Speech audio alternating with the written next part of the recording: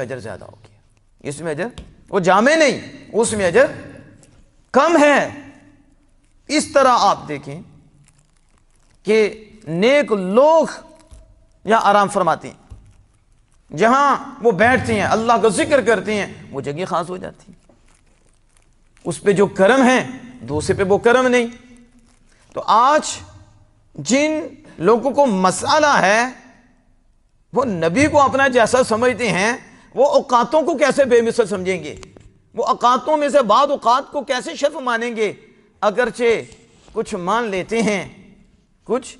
لیتے ہیں، حقیقت میں مانتے نہیں ہیں، انہیں لیلۃ القدر ماننی پڑتی ہے، اس رات کی فضیلت ماننی پڑتی ہے۔ ہم نے کہا پھر مسئلہ کیا ہے تمہیں کہ یہاں رات میں فضیلت نہیں، اس مہینے کی فضیلت نہیں، تم نے فضیلت دینی ہے؟ فضیلت نہیں، فضیلت خالق کائنات جل وعلا نے دینی ہے۔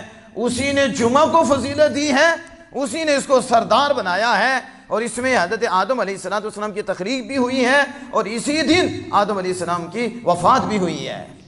اور یہ دن کتنا مقدس ہوا، کتنا عظمت والا ہوا کہ مومنین مسلمانوں کے لیے عید کا دن ہے، اور اس عید کا دن قرار دیا۔ اس دن کی عبادت کا اجر دوسری دنوں جیسا نہیں ہے، اس کا زیادہ ہے، اس کی فضیلت زیادہ ہے، دن ہونے میں تو برابر ہی ہے۔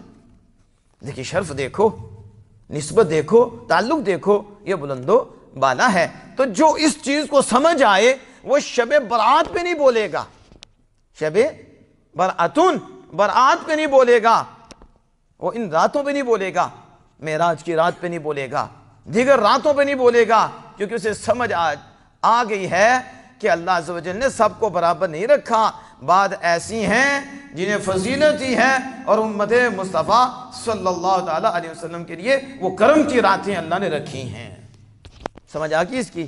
تو یہ ایک بیس تھی، ایک بنیاد تھی جو میں نے آپ کے سامنے رکھی ہے۔